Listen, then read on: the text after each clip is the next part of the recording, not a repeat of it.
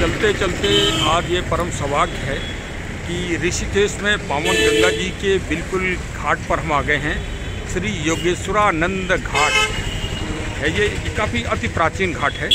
आइए हम आपको गंगा जी के बिल्कुल पावन तीर्थ पर ले चलते हैं किनारे, और पावन दर्शन आज होंगे और एक अद्भुत प्रसंग के बारे में भी आज बात करेंगे, जिसमें भारतीय ज्ञान और भारतीय महान तपस्वी और ज्ञानियों की परिचर्चा भी होगी और कुछ प्रेरणा भी मिलेगी, कुछ आनंद आएगा। आज पावन ऋषिकेश में जहाँ ऋषियों की अखंड तपस्या है और यहाँ ऊर्जा का संकेंद्र है, तो कुछ ना कुछ तो भाई प्रसंग, एक अद्भुत प्रसंग आज होना ही चाहिए और कुछ ज्ञान चर्चा भी होना चाहिए, तभी आनंद आएगा इस महान स्थान का। आज का प्रसंग बहुत ही महत्वपूर्ण है और हमारी अद्वितीय प्रेरणा का स्रोत है। और चलिए हम आपको श्री महात्मा बुद्ध जी के एक अद्वितीय प्रसंग से आज जोड़ रहे हैं, यहाँ ऋषिकेश जी की पावन भूमि से। एक बार ऐसा हुआ कि, और ये विशेषकर हम भारतीयों के लिए भी बड़ा भारी प्रेरणा स्रोत है, और जो हम भारतीयों पे लोग वाक कमेंट भी कर देते हैं कभी कभी, और उसका ये एक सीधा जवाब भी मैं आपको प्रत्यक्ष और अप्रत्यक्ष रूप से इस वीडियो के माध्यम से देने का प्रयास कर रहा हूँ। आज हम भारतीयों को इस बात पर गौरव तो है ही कि अंतर्राष्ट्रीय जगत में जो इंटरनेशनल बड़ी बड़ी कंपनियां हैं, बड़े बड़े संस्थान हैं, उसमें काफ़ी कुछ जो संस्थान के प्रमुख हैं वो हम भारतीयों को उनका गौरव प्राप्त है। हमारे भारतीय बच्चे वहाँ पर अपना पूरा प्रभुत्व और पूरी अपनी योग्यता को साकार कर रहे हैं, साकार रूप से चित्रित कर रहे हैं। उसमें ये कहिए कि उन बच्चों का तो योगदान है ही विशेष रूप से, लेकिन उनके पूजनीय माता पिता, उनके पूर्वज, उनसे जुड़े जो गुरु परंपरा होगी, उन सब का भी कहीं ना कहीं बहुत बड़ा महत्व है। और उसी महत्व और प्रेरणात्मक प्रसंग को आज हम आपसे शेयर करने का प्रयास कर रहे हैं। इस पावन श्रृंखला में मैं अपने उन भारतीय नागरिकों के और मेधावी बच्चों के जो विश्व पटल पर इस समय विभिन्न अंतर्राष्ट्रीय कंपनियों में मुख्य प्रबंधक, CEO आदि के महत्वपूर्ण पदों पर हैं, उनके मैं अपनी वीडियो में उनके मैं फ़ोटो अवश्य शामिल कर रहा हूं, चित्र शामिल कर रहा हूं। आप उनको देखें और पहचानें तथा गौरवान्वित हों कि वास्तव में वो भारत और भारतीय सभ्यता और संस्कृति का नाम विश्व पटल पर कितने अद्भुत रूप से, अलौकिक रूप से भारत का नाम ऊंचा करने के लिए रात दिन परिश्रम करते हैं, रात दिन विश्वसनीयता के साथ महान कार्य कर रहे हैं और हमारे देश का नाम ऊंचा कर रहे हैं विश्व पटल पर। उनको बड़े ही आदर और सम्मान के साथ हर बड़ी बड़ी अंतर्राष्ट्रीय कंपनियों में और विश्व पटल में आज के दिन देखा जा रहा है। मुझे आशा ही नहीं, विश्वास है कि आगे भी वो देश का नाम ऊंचा करेंगे। शायद यही कारण था कि हमारे महान प्रभु महात्मा बुद्ध जी ने 2500 साल पूर्व इस प्रसंग को अपने उदाहरण के साथ अपने शिष्यों के बीच उद्घाटित किया था। यह उनकी दूरदर्शिता आज पूरे विश्व पटल पर दिखाई पड़ रही है। मैं सभी मेधावी बच्चों के, नागरिकों के यद्यपि नाम तो नहीं बता पा रहा हूँ, लेकिन क्योंकि मेरा वीडियो काफ़ी बड़ा हो जाएगा, लेकिन उन सबको मेरी तरफ से बहुत बहुत बधाई व शुभकामनाएँ और दूसरों के लिए बहुत बड़ी बड़ी प्रेरणा, मोटिवेशन। आप उनसे सीखें और आगे बढ़ें, देश का नाम ऊंचा करें। पावन सुंदरता और प्रकृति के अद्भुत दर्शन आप लोग करिए और पावन गंगा जी की निर्मल धारा को भी देखिए, और अब प्रसंग भी पे लौट के आते हैं। एक बार श्री महात्मा बुद्ध जी ने पावन गंगा जी में अपने शिष्यों के साथ स्नान किया, और स्नान करने के बाद वो बाहर निकल आए और अपने गंतव्य के लिए आगे बढ़ चले।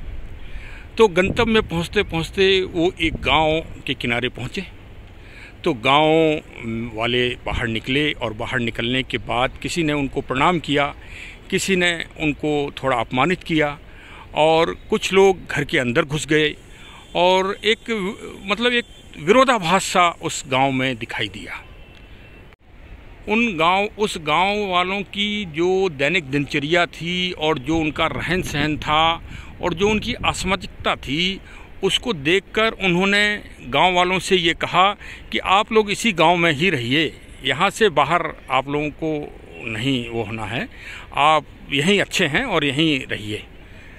इसके बाद वो उस गांव से निकल गए। कुछ लोगों ने तथागत जी को अपमानित भी किया, लेकिन उन्होंने उनको एक आशीर्वाद दिया जो संतों का स्वभाव होता है, और महात्मा बुद्ध जी तो महान थे ही, तो उन्होंने उन गांव वालों को आशीर्वाद भी दिया कि ठीक है, अपनी भजन करिए और कुछ अपना आराध्य को भी याद करते रहिए समय समय पे, जब भी समय मिले, और शांतपूर्वक रहिए, अच्छे तरह से रहिए यहीं पर। इसके बाद अपने शिष्यों के साथ तथागत महात्मा बुद्ध जी आगे चल देते हैं और एक ऐसे गांव में पहुंचते हैं जहां के लोग बड़े ही शिष्ट, विनम्र, ज्ञानवान, विचारवान और अपने पूर्वजों और अपने गुरु और संतों का और विशेषकर विद्वान लोगों का बड़ा आदर और सत्कार करते हैं, और उनके रीत रिवाज भी बहुत अच्छे हैं। उन्होंने महात्मा बुद्ध जी का और उनके शिष्यों का बड़ा आदर और सत्कार किया, और महात्मा बुद्ध जी बड़े प्रफुल्लित और बड़े ही खुश हुए। उनके आचार विचार, उनकी दैनिक दिनचर्या, प्रातः सुबह ब्रह्म मुहूर्त में उठना, फिर गौ सेवा करना, और भी अच्छे पावन नदियों में स्नान करना, माँ गंगा जी को स्वच्छ रखना, साफ रखना, कहीं गंदगी न होने देना, आदि आदि जो कार्य उन्होंने देखे। तो और उसके अलावा पेड़ पौधों की सेवा करना, तुलसी जी के पौधे को लगाना और पीपल जी के पौधे को लगाना, इस तरह कार्य उन्होंने दिन भर देखा उन गाँव वालों का। तो महात्मा बुद्ध जी बहुत ही खुश हुए और आशीर्वाद दिया। उन्होंने सभी बच्चों को और सभी बड़े को और गांव की महिलाओं को सबको एकत्रित किया और कुछ दिव्य वचन बोले, और दिव्य वचन के बाद ये कहा कि आप सब लोग अब यहाँ से विखंडित हो जाओ और यहाँ से इस गांव को अब छोड़ दो और जगह जगह दूर दूर चले जाओ और खुश रहो, जहाँ भी रहो वहाँ खुश रहो, और सबको अपना अच्छी चीज़ का अपना समागम भी करते रहो और अच्छे व्यवहार करो सभी से, और इस व्यवहारिकता को जगह जगह फैलाओ, जिससे समस्त दुनिया में मानवता, शिष्टाचार, बंधुत्व, प्रेम व विश्वास की भावना का उत्सर्जन हो और समस्त दुनिया अच्छी बन सके और सुंदर बन सके। उस गांव में विश्राम करने के बाद प्रातः दूसरे दिन महात्मा बुद्ध जी अगले गांव के लिए चलने लगे। तो उनके जो शिष्यगण थे उसमें उनके सबसे प्रिय शिष्य आनंद जी थे। तो जब आनंद जी से अन्य शिष्यों ने कहा कि ये बात हमारे समझ में नहीं आई, ये गूढ़ रहस्य तथागत जी का हमारे समझ में नहीं आया कि महात्मा बुद्ध जी ने ये बात एक गांव वालों से यूँ क्यों कही कि आप इसी गांव में रहो और अच्छा व्यवहार करो और अच्छी तरह से रहो और पूजा पाठ भी करो। और लेकिन दूसरे गांव वाले जो बहुत ही शिष्ट थे, विनम्र थे, संस्कार पूर्ण थे, उनसे तथागत जी ने ये बात क्यों कही, ये बड़ा रहस्य है कि वो विखंडित हो जाएं, मतलब यहाँ से छोड़ दें, गांव छोड़ दें, आबाद जो गांव बसा हुआ है जहाँ से वो पीढ़ी दर पीढ़ी बसे हैं वो छोड़ दें और दूसरी जगह चले जाएं, दूर दूर देश देश चले जाएं, विदेशों में भी चले जाएं। ऐसा क्यों कहा, ये बात हमें समझाइए और तथागत जी से पूछिए, या फिर आप शिष्यों में सबसे बड़े हैं तो आप हमको बताइए। ये रहस्य तो हम आज समझेंगे, क्योंकि अगर हम ये रहस्य नहीं समझेंगे तो हमें शिष्य बनना ही बेकार है। जब सारे शिष्यगण और तथागत जी शाम के टाइम निवास मतलब जहाँ भी रुकते थे वहाँ आपस में महात्मा बुद्ध जी अपने शिष्यों से खुलकर परिचर्चा करते थे। मतलब कोई वो विभेद नहीं रखते थे शिष्य और गुरु की परंपरा में। तो उन्होंने सारे शिष्यों से, जो नए बच्चे थे उनसे भी पूछा, और फिर जो शिष्यों के प्रतिनिधि आनंद जी थे उन्होंने तथागत जी से पूछा कि ये रहस्य हमारे भी समझ में नहीं आया और बच्चे, नए बच्चे जो आए हैं इनकी भी समझ में नहीं आया कि प्रभु आपने एक गांव वालों से ये क्यों कहा कि आप लोग यहीं बसे रहो और आप यहीं अपना जीवन जियो और दूसरी जगह आप मत जाओ। और एक गांव जो बहुत ना विनम्र थे, जहाँ के नागरिक और जहाँ के शिष्ट थे, उनसे आपने ये क्यों कहा कि आप दूर दूर देश देश चले जाओ। ये बात इन बच्चों की समझ में नहीं आई और मेरी भी समझ में नहीं आई। इस रहस्य को ज़रूर अवश्य समझाइए।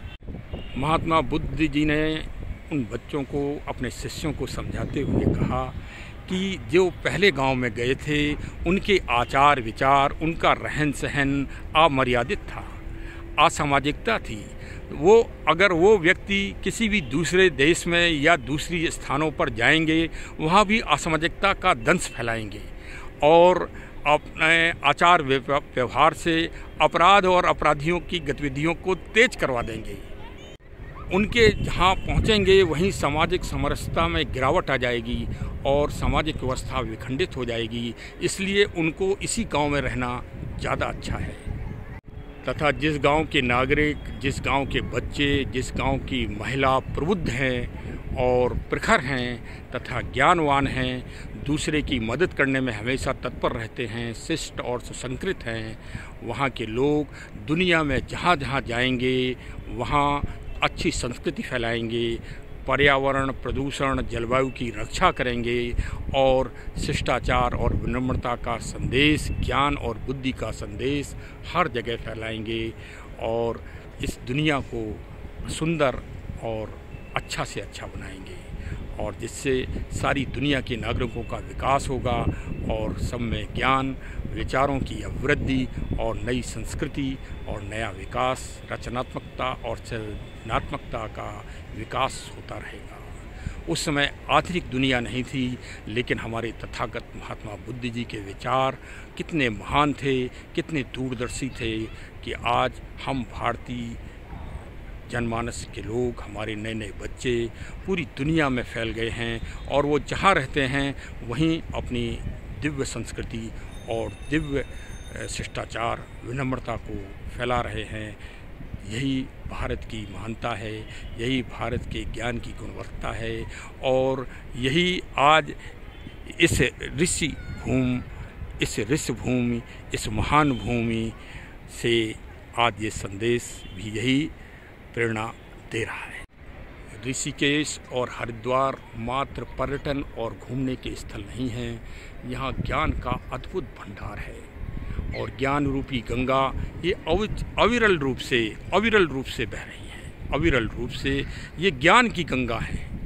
इनको साधारण गंगा मानना हम मानवों की एक तरह से नासमझी है और अद्वितीय स्थान हरिद्वार में शांति कुंज है, जहाँ प्रकृति और ज्ञान का एक महान संदेश पूरी दुनिया में फैल रहा है। इसी तरह यहाँ पर और भी बहुत बड़े बड़े आश्रम हैं, बड़े बड़े संत हैं जो आज भी भारत के ज्ञान और संस्कृति को पूरी दुनिया में फैलाने के लिए रात दिन जागरूक है। जो यहाँ पर नहीं आया और जिसने ऋषिकेश को अच्छी तरह से यहाँ भ्रमण और देशाटन नहीं किया, मात्र लक्ष्मण झूला देखकर अगर और गंगा जी स्नान करके अगर वो वापस लौट गया तो मेरी समझ से ऋषिकेश से उसने पूरा प्रकाश जो पुंज है वो प्राप्त नहीं किया।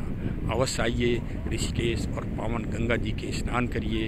ये ज्ञान गंगा है, इसमें ज़रूर डुबकी लगाइए और प्रकृति का भरपूर आनंद लीजिए। भरपूर आनंद, चारों तरफ प्रकृति का असीम आनंद है, उस आनंद को भी लीजिए। पर्यटन भी करिए, भ्रमण भी करिए और शांति कुंज और पंचल आश्रम और यहाँ पर और भी बहुत सारे आश्रम हैं। भारत माता जी का पावन मंदिर और ये परमार्थ आश्रम, इन सब के आप दर्शन करें और आनंद पाएं और जो भारत का ज्ञान है और भारत की गुणवत्ता शैली है जो आज से 2500 साल पहले महात्मा बुद्ध जी ने एक महान प्रसंग के द्वारा हम लोगों को प्रेरित किया था, उसको जीवंत करिए। जय हिंद, जय हिंद, जय हिंद। धन्यवाद।